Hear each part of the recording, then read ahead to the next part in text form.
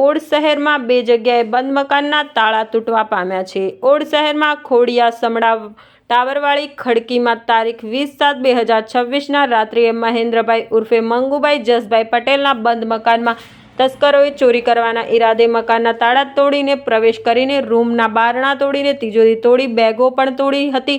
મકાન માલિક ઉજ્જૈન અયોધ્યા પ્રવાસે ગયા હોય તેવી બંધ મકાનનો ફાયદો તસ્કરોએ ઉઠાવ્યો। શું ચોરાયું છે તે મકાન માલિક આવે ત્યારે ખબર પડે।